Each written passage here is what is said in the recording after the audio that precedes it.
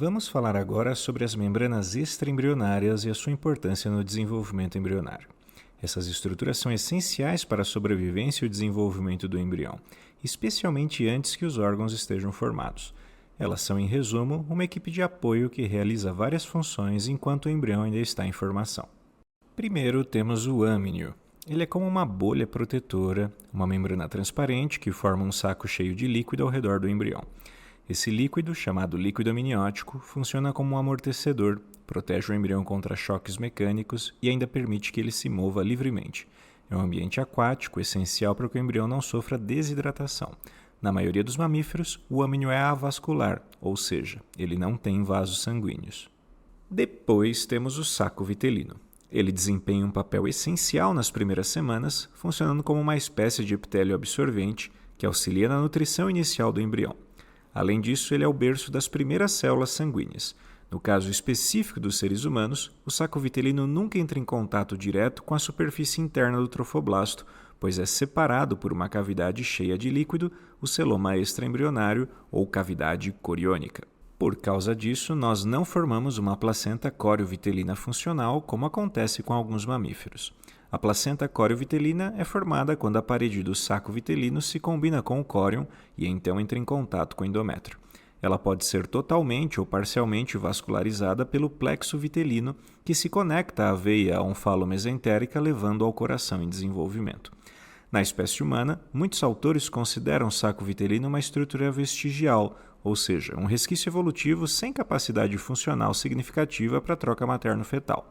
Mesmo assim, ele desempenha papéis importantes durante as primeiras semanas, como na formação das células do sangue e no transporte inicial de nutrientes. Agora vamos falar da alantoide, uma estrutura que aparece por volta do 16º dia de desenvolvimento. Ela surge como um pequeno divertículo, ou seja, uma pequena bolsa, na região caudal do saco vitelino, estendendo-se para o pedículo de conexão, o futuro cordão umbilical. Nos seres humanos, a alantoide é pequena e rudimentar, mas tem um papel importante na formação dos vasos sanguíneos que servirão à placenta. Esses vasos, que derivam do mesoderma da alantoide, tornam-se as artérias umbilicais, fundamentais para a troca de nutrientes e gases entre a mãe e o feto. Outro detalhe interessante é que a alantoide no embrião humano está conectada à futura bexiga. Com o tempo, ela regride e forma uma estrutura chamada úraco. No adulto, o úraco se transforma no ligamento umbilical mediano, uma pequena banda de tecido que vai da bexiga até o umbigo. Essa estrutura é um vestígio, mas ainda está presente em nós como um lembrete do desenvolvimento embrionário. Por fim, temos o córion, que desempenha um papel vital na formação da placenta. Ele é formado por mesoderma extraembrionário e os derivados trofoblásticos, o cito e o sincício trofoblasto. O córion pode se fundir com outras membranas para formar dois tipos de placentas em mamíferos, a coriovitelina e a corioalantóica. Nos humanos, como vimos, a placenta coriovitelina não se forma. Em vez disso, a placenta corioalantóica se desenvolve e assume o papel principal, garantindo a nutrição e a troca de gases durante toda a gestação. Agora um ponto interessante. Em outros mamíferos, como os marsupiais, a placenta coriovitelina é a principal durante toda a gestação. Já em roedores, os dois tipos de placentas coexistem até o final do desenvolvimento. Em humanos, porém, a placenta corioalantóica é a definitiva e sustenta todo o crescimento do feto. Este órgão é o mais eficiente na mediação da troca fisiológica entre a mãe e o feto. Essas membranas mostram como o corpo do embrião é incrivelmente adaptado e cooperativo. Cada uma cumpre um papel essencial até que o feto consiga sobreviver de forma independente. Ao final da segunda semana, o embrião é bem simples, composto apenas por duas camadas de células, o epiblasto e o hipoblasto. Mas quando chegamos à terceira semana, o embrião entra no período de gastrulação. E o que é isso?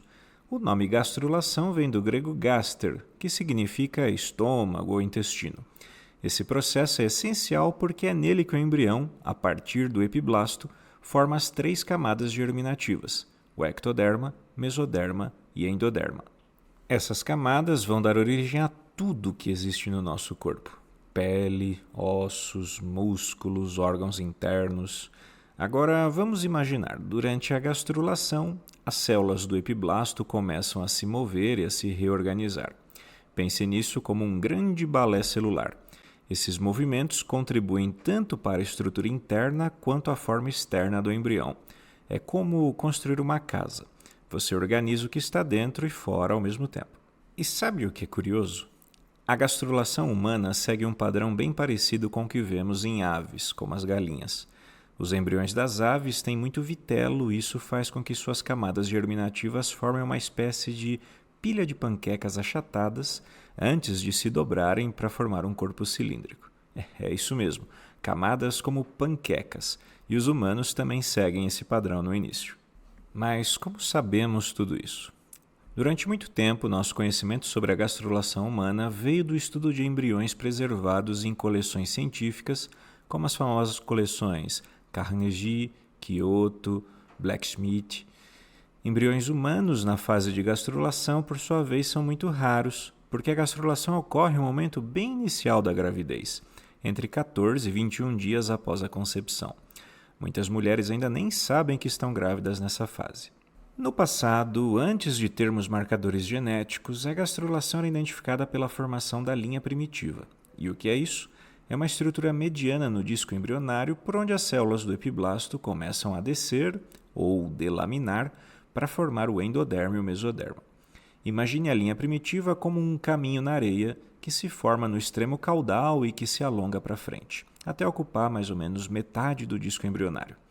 Na ponta da linha primitiva, uma estrutura especial chamada nó primitivo ou nó de Hansen. Esse nó funciona como um verdadeiro orquestrador. Ele organiza o eixo principal do corpo e define até as diferenças entre o lado direito e esquerdo do embrião. Depois que a linha primitiva atinge seu comprimento máximo, ela começa a regredir para o lado caudal. Durante essa regressão, as células continuam passando por ela, formando as camadas de endoderma e mesoderma.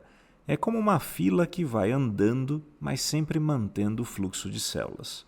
No processo de gastrulação acontece algo fundamental para o desenvolvimento do embrião. O epiblasto, que inicialmente forma o embrião bilaminar, ou seja, com 2 camadas, passa a formar 3 camadas germinativas: o ectoderma, o mesoderma e o endoderma. E aqui está o ponto-chave.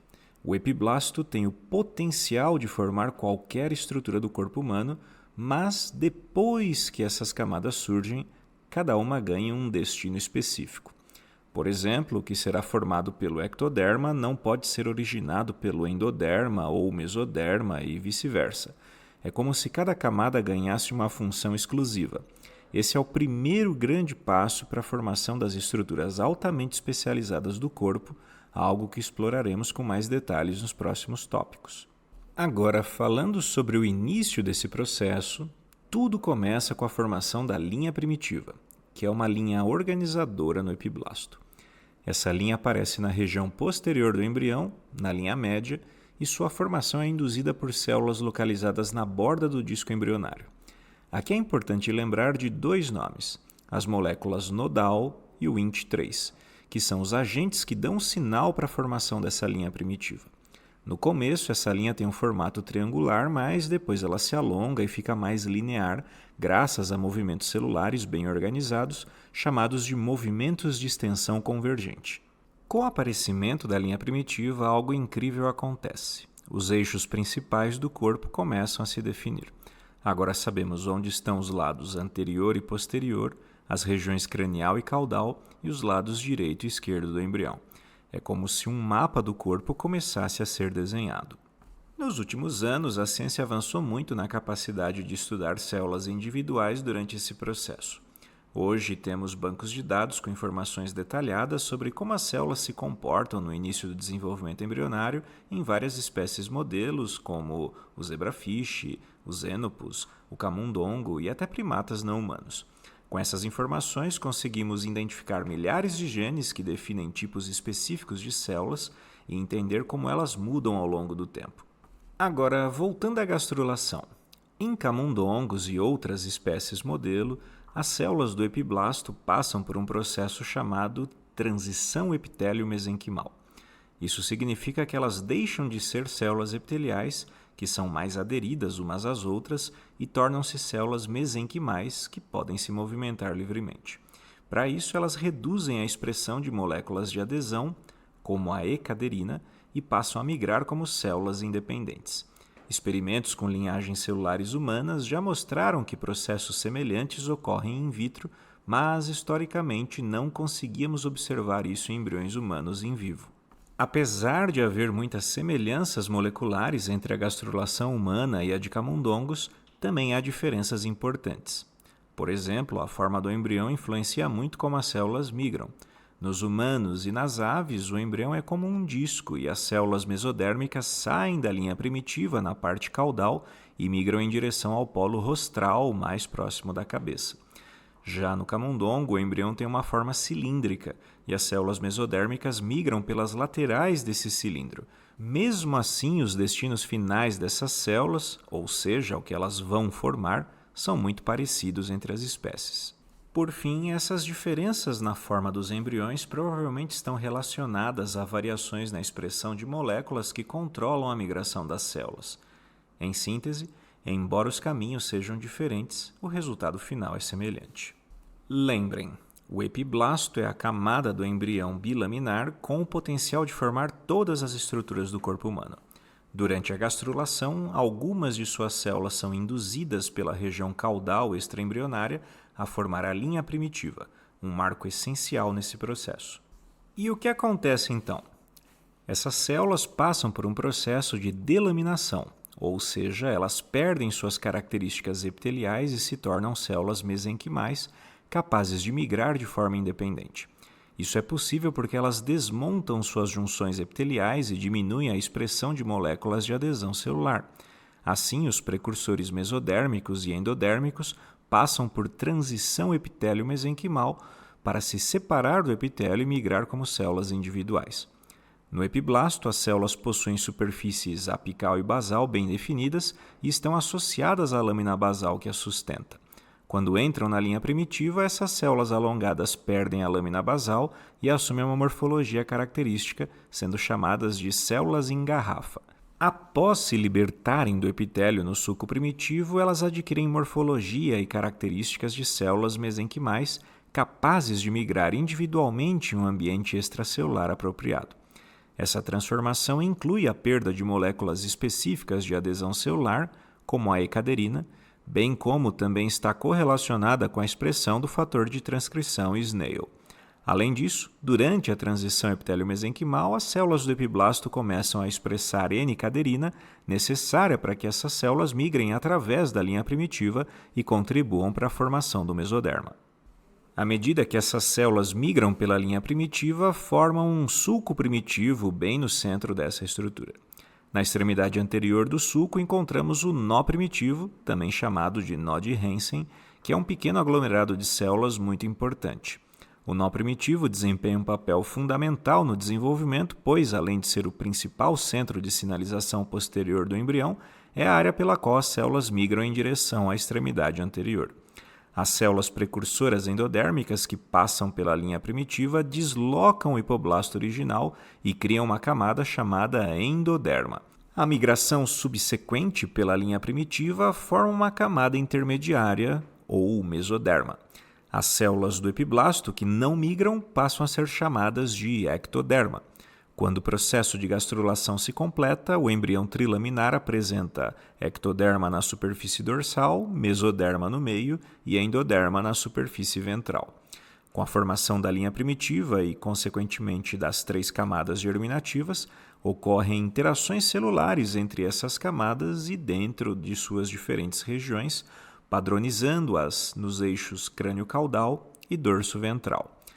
Os embriões de camundongo, a regionalização cranial é estabelecida antes da formação da linha primitiva, como resultado da sinalização do endoderma visceral anterior, discutido ao final da aula passada. Mesmo antes de as células mesodérmicas migrarem para o nó primitivo, o endoderma visceral anterior, também chamado de hipoblasto anterior, expressa genes característicos da placa pré-cordal e inicia a formação da cabeça. Em aves, a placa pré-cordal atua como um centro de sinalização anterior, semelhante ao endoderma visceral anterior nos camundongos. Ainda não se sabe se a sinalização anterior em seres humanos se limita ao endoderma visceral anterior, à placa pré-cordal ou ambos. Uma das principais funções do endoderma visceral anterior é emitir sinais moleculares que inibem o desenvolvimento das estruturas embrionárias posteriores. Para a formação da cabeça, é necessário bloquear os sinais da proteína morfogenética óssea 4, ou BMP4, e de Wnt. Camundongos mutantes para as moléculas que bloqueiem esses sinais nascem sem cabeça. Muitas outras moléculas também são expressas no centro de sinalização cranial, mas o modo como todas essas vias são orquestradas ainda precisa ser elucidado.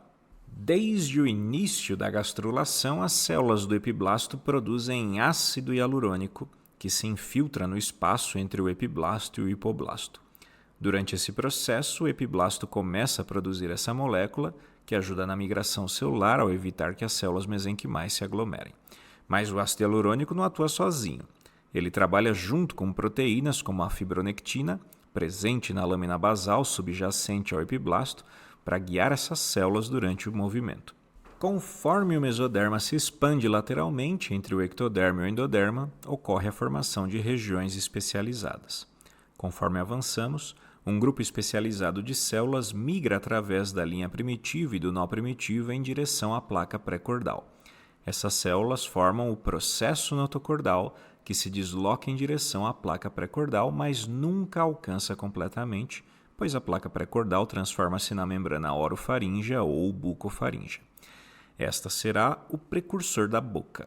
Do lado oposto, além da linha primitiva, forma-se a membrana cloacal, que será o primórdio do ânus e das aberturas do sistema urogenital. Quando observamos um corte sagital do embrião trilaminar em desenvolvimento, podemos ver o ectoderma, representado em azul, endoderma em amarelo e mesoderma em vermelho. O processo notocordal estende-se a partir da linha primitiva em direção à placa pré-cordal, formando um canal central chamado canal notocordal. No entanto, o mesoderma não penetra entre o ectoderma e o endoderma na membrana orofaríngea, pois essas camadas permanecem fortemente aderidas. Quando o processo notocordal está completamente formado, por volta do 20º dia, acredita-se que várias transformações morfogenéticas ocorrem para convertê-lo de um tubo oco para uma placa achatada e, finalmente, para um cordão sólido. Primeiro, o assoalho ventral do tubo se funde com o endoderma subjacente e as duas camadas se rompem, formando a placa notocordal achatada. No nível da fosseta primitiva, a cavidade do saco vitelino agora se comunica transitoriamente com a cavidade amniótica através de uma abertura denominada canal neuroentérico. Então, a placa notocordal se destaca completamente do endoderma e suas extremidades livres se fundem à medida que se dobram para cima no espaço que contém o mesoderma, entre o ectoderma e o endoderma, modificando-se e tornando-se um cordão sólido denominado notocorda. Durante o desenvolvimento tardio, os rudimentos dos corpos vertebrais começam a se formar e se unem ao redor da notocorda. Uma ideia comum é que resquícios da notocorda são encontrados no núcleo pulposo, aquela estrutura macia localizada no centro dos discos intervertebrais. Isso é verdade durante as fases do embrião, do feto e até na criança. Mas no início da infância, as células do núcleo pulposo que vieram da notocorda começam a degenerar, e elas são então substituídas por células mesodérmicas das regiões próximas. Assim, a notocorda não integra diretamente a formação de elementos da coluna vertebral. Trata-se, portanto, de uma estrutura transitória durante a nossa formação. Isso não tira sua relevância. A notocorda tem papéis fundamentais no início do desenvolvimento, funcionando como um indutor que organiza e padroniza estruturas importantes. Além das células do mesoderma, que contribuíram para a formação do processo notocordal, as células do epiblasto, que migram bilateralmente através da linha primitiva e se tornam mesoderma, formam outras 4 subdivisões principais. O mesoderma cardiogênico, que origina o coração, o mesoderma paraxial, que forma os somitos, precursores de ossos e músculos, o mesoderma intermediário, que dá origem a partes do sistema urogenital, e o mesoderma da placa lateral, que contribui, entre outras coisas, para as paredes corporais. As células que migram na parte mais caudal da linha primitiva contribuem para o mesoderma extraembrionário, que não contribui para nenhum componente do embrião propriamente dito, mas que ajuda a mantê-lo conectado ao cordão umbilical e à placenta. Por volta do 18º dia, antes do aparecimento do primeiro par de somitos, começamos a observar o primórdio do celoma intraembrionário, ou seja, o que será a futura cavidade do corpo do embrião. Ele aparece como pequenos espaços isolados no mesoderma intraembrionário lateral e no mesoderma cardiogênico.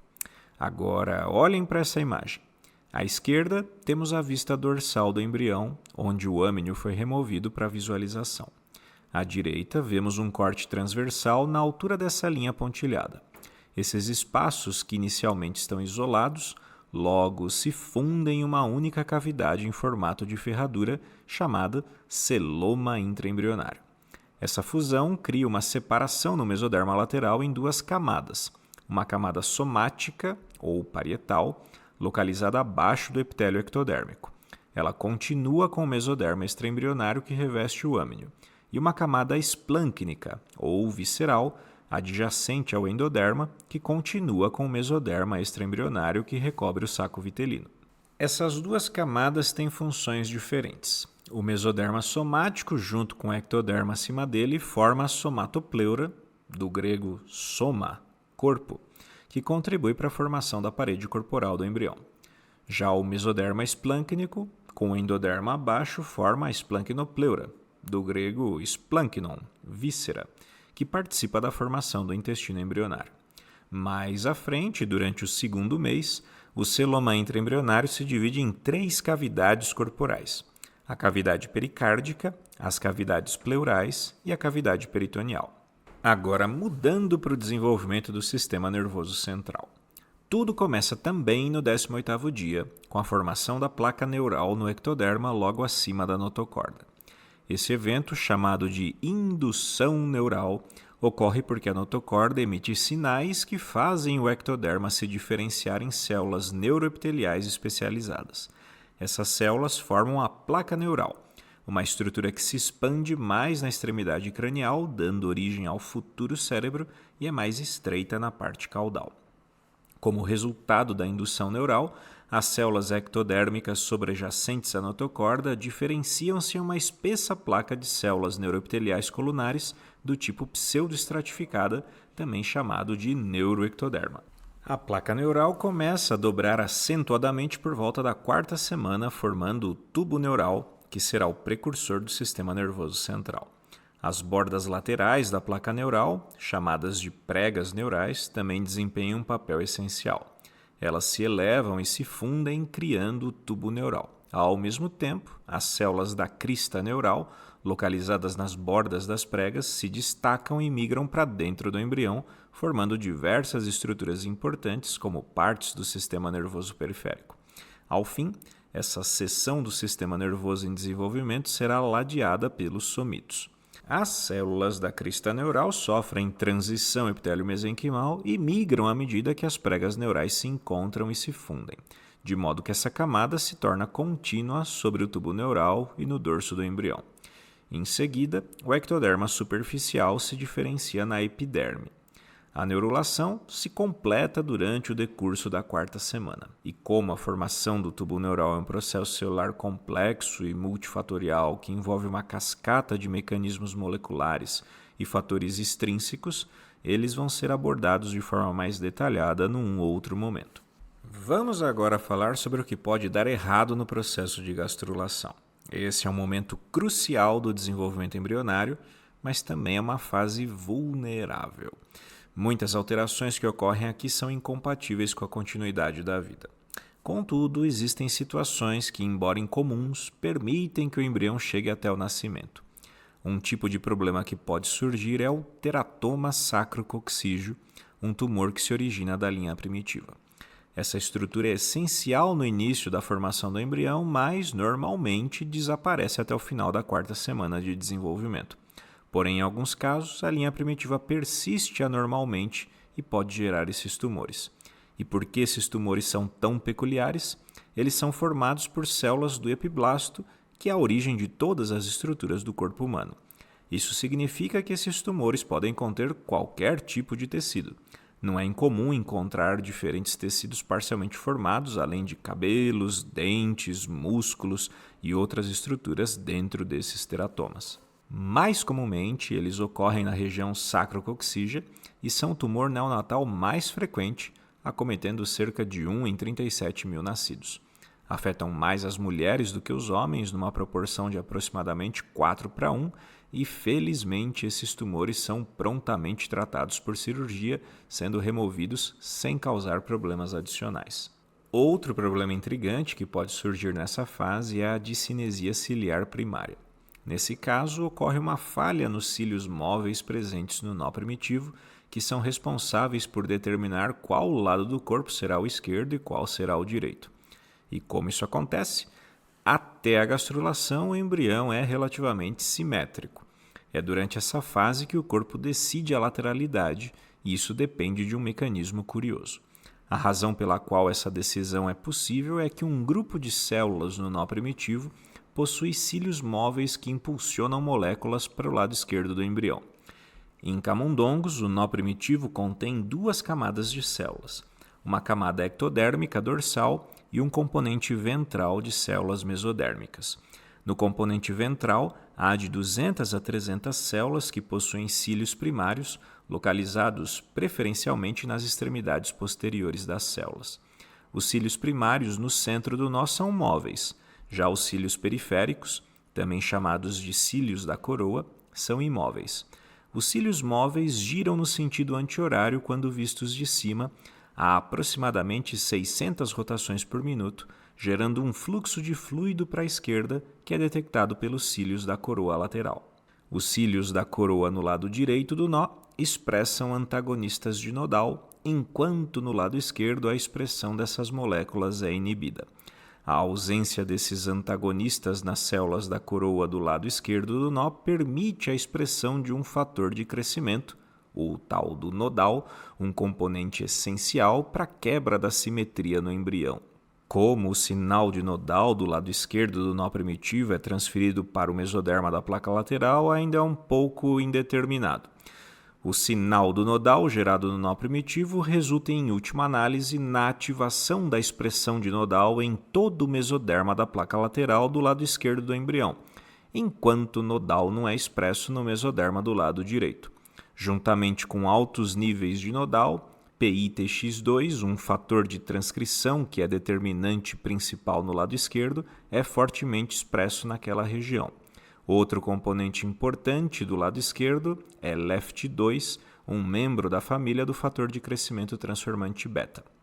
LEFT2 é um antagonista de nodal e presume-se que ele confine a atividade de nodal ao lado esquerdo do embrião. Quando os cílios móveis não funcionam, o fluido não é direcionado. O corpo então joga uma moeda para decidir qual lado será o esquerdo. Em metade dos casos de discinesia ciliar, isso resulta em uma condição chamada citos inversos, em que os órgãos ficam em posições espelhadas. Por exemplo, o fígado pode estar no lado esquerdo em vez do direito, o coração pode estar voltado para a direita em vez da esquerda.